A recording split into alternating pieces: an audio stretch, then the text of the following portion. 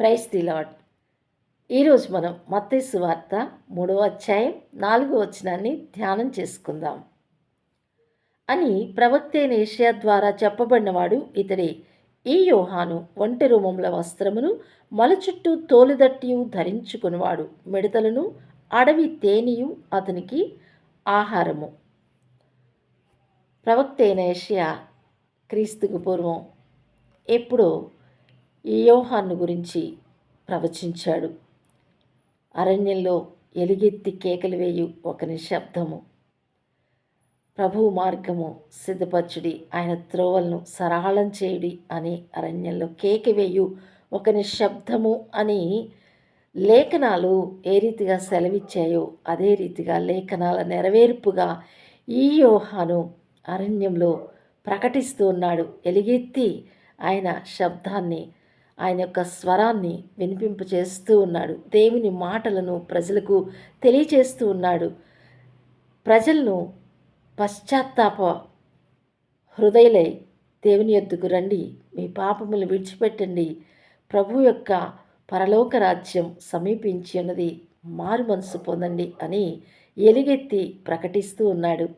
ఈ యోహాను నిజముగా లోకంతో ఎటువంటి సంబంధం లేదు, కుటుంబం కానీ పిల్లలు కానీ ఎటువంటి విలాసవంతమైన జీవితం ఇతనికి లేదు. కానీ ప్రత్యేకించబడిన వాడై అరణ్యంలో అతను చాలా సాధారణమైన సామాన్యమైన జీవితాన్ని అతడు గడుపుతూ ఉన్నాడు.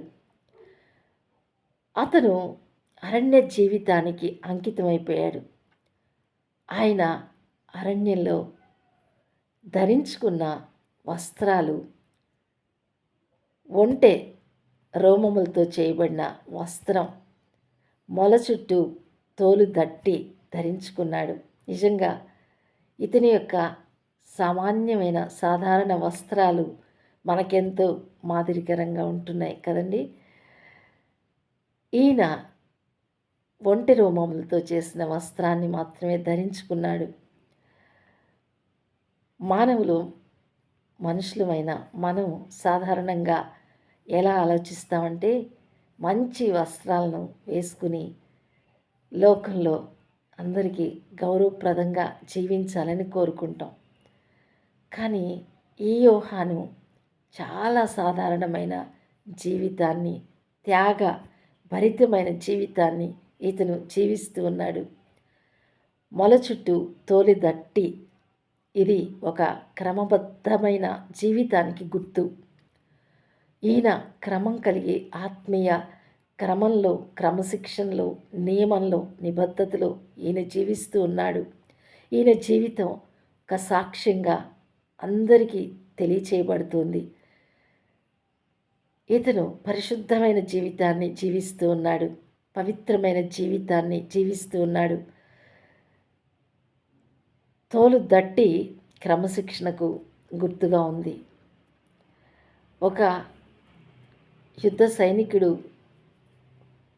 ఆ యుద్ధానికి కావలసిన ఆయుధాలన్నీ ధరించుకుని, ఆ దట్టి ధరించుకుని దానిలో ఆయుధాలను సమకూర్చుకుంటాడు. ఇది ఈయన యొక్క పరిశుద్ధమైన పోరాట జీవితం, పరిశుద్ధమైన జీవితం, ఆత్మీయ పోరాటం, దుష్టుని పైన పోరాటంకి సంకేతంగా ఈ యొక్క తోలు దట్టి మనకు తెలియచేయబడుతుంది. ఇతని యొక్క ఆహారం మిడతలు, అడవి తేనె. నిజంగా ఎంతో త్యాగభరితమైన రీతిలో ఇతను జీవిస్తూ ఉన్నాడు. నిజంగా చూస్తే మిడతలు, అడవి తేనె చాలా సాధారణమైన భోజనం. మిడతలు లేఖనాల ప్రకారంగా పరిశుద్ధమే. అయితే ఆ మిడతలతో సరిపెట్టుకున్నాడు, అడవి తేనెతో సరిపెట్టుకున్నాడు. మన విషయానికి వస్తే ఎల్లప్పుడూ మంచి రుచికరమైన భోజనాలను కోరుకుంటాం.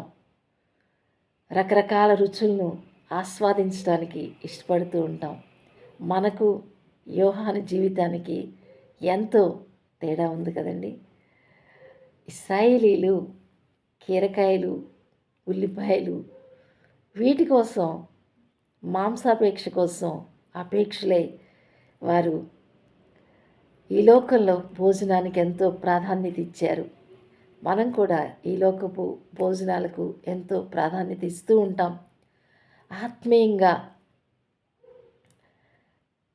మనం ఆత్మీయ విందు కంటే కూడా లోకపు విందులకు ఎక్కువ స్థానం ఇస్తూ ఉంటాం.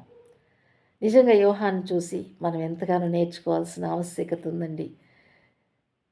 అయితే ఒక చక్కటి క్రమబద్ధమైన ఆహారానికి ఇతను అలవాటు పడ్డాడు.